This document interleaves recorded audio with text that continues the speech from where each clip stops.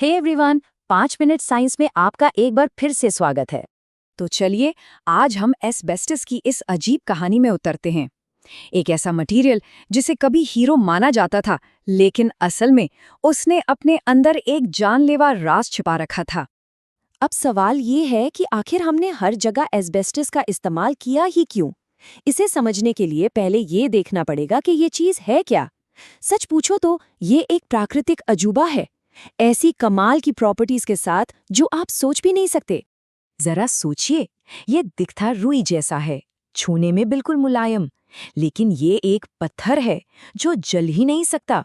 कमाल है ना? प्राचीन यूनान के लोग तो इससे बिल्कुल हैरान थे। पता है वो क्या करते थे? वो इससे ऐसी बत्तियां बनाते थे जो कभी जलकर खत्म ही नहीं होती थीं, और इसी वजह से उन्होंने इसे नाम दिया एस्बेस्टस, जिसका मतलब है जो कभी न बुझे। तो इसका पूरा जादू, इसका पूरा मैजिक इसके मॉलिक्यूलर स्ट्रक्चर में है। एक सुपर स्टेबल पिरामिड शेप, जिसे सिलिका टेट्राहेड्रॉन कहते हैं, से ये शुरू होता है।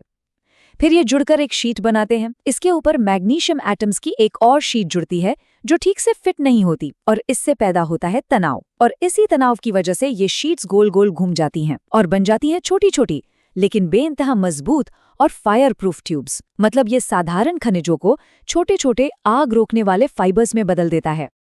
अच्छा, ये तो हो गई साइंस की बात, लेकिन जो सबसे दिलचस्प हिस्सा है ना, वो ये है कि ये अजीब सा मिनरल आखिर औद्योगिक युग का हीरो बना कैसे।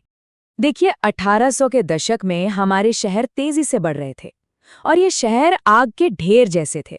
सब कुछ लकड़ी का बना हुआ। एक छोटी सी चिंगारी का मतलब था पूरे शहर का खत्म हो जाना, जैसा न्यूयॉर्क और शिकागो में हुआ भी। तो ऐसे में एक युवा आविष्कारक आए, नाम था हेनरी वार्ड जोन्स। उन्होंने क्या किया? जो सस्ता बेकार एस्बेस्टस पड़ा रहता था ना, उसे टार के साथ मिलाकर फायरप्रूफ छत बना दी। उन्होंने आग की उस चेन रिएक्शन को तोड़ने का तरीका ढूंढ लिया था, और उनका ये प्रोडक्ट इसने शहरों की सेफ्टी को हमेशा के लिए बदल दिया। उनकी कंपनी जॉन्स मैनवेल देखते ही देखते एक बहुत बड़ी कंपनी बन गई। एस्बेस्टस का इस्तेमाल लगभग हर बिल्डिंग में होने लगा, और इसका असर आग से होने वाली मौतों में 80% की कमी आई। सोचा जा सकता है कि ये कितनी बड़ी बात थी। लेकिन हर कहानी का एक दूसरा पहलू होता है।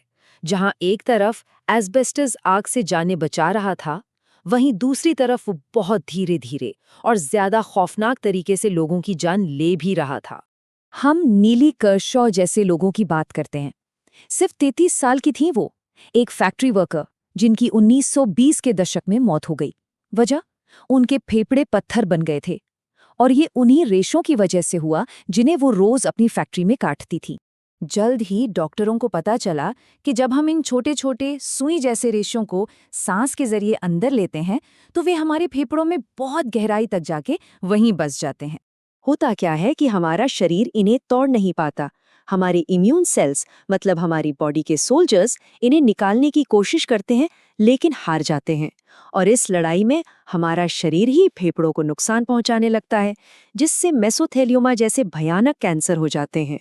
और फिर 1960 के दशक में डॉक्टर इरविंग सेलिकॉफ ने इस खतरे को बिल्कुल साफ कर दिया। उनकी खोज ने सबको हिलाकर रख दिया।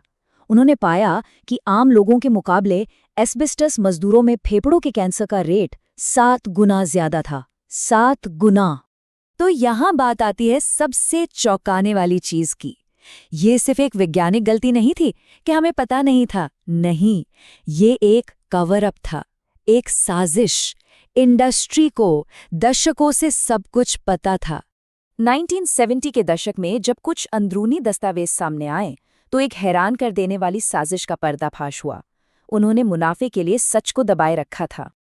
उन लोगों ने अपनी ही रिसर्च को दफना दिया, रिसर्च जिसमें साफ था कि एस्बेस्टस से कैंसर होता है। उनकी पॉलिसी थी कि मजदूरों को बताना ही नहीं है, भले ही उन्हें पता हो कि वे मर रहे हैं।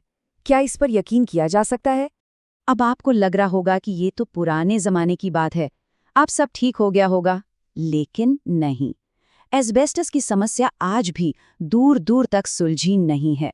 हुआ ये कि 1989 में अमेरिका की EPA ने जो बैन लगाया था, उसे पलट दिया गया, और कानूनी खामियों की वजह से एस्बेस्टस ऐसी ऐसी जगहों पर मिला है कि आप हैरान रह जाएंगे।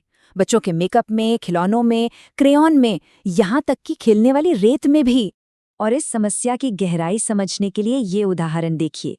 जब वर्ल्ड ट्रेड सेंटर गिरा तो अधिकारियों ने हवा को सुरक्षित घोषित कर दिया, लेकिन पता है उन्होंने टेस्ट कैसे किया? एक ऐसे मेथड से जो सस्ता और तेज तो है, लेकिन वो सबसे छोटे और सबसे खतरनाक एस्बेस्टस फाइबर्स को देख ही नहीं सकता। और हाँ, हाल ही में 2024 में अमेरिका ने सबसे आम प्रकार के एस्बेस्टस पर एक आंशिक बैन लगाया है। ये आगे के लिए एक अच्छा कदम है, इसमें कोई शक नहीं। लेकिन उन लाखों टन एस्बेस्टस का क्या जो पहले से ही हमारी इमारतों में, हमारे घरों में, हमारे पर्यावरण में मौजूद है? ये उस समस्या का समाधान तो बिल्कुल नहीं है। तो एस्बेस्टस की ये कहानी हमें एक बहुत गंभीर सवाल पर लाके खड़ा कर देती है। अगर आपको ये जानकारी पसंद आई तो लाइक बटन जरूर दबाएं, इसे शेयर करें और ऐसी ही और जानकारियों के लिए सब्सक्राइब करना ना भूलें। नीचे कमेंट्स में अपने विचार जरूर बताएं। कल मिलते हैं इसी वक्त।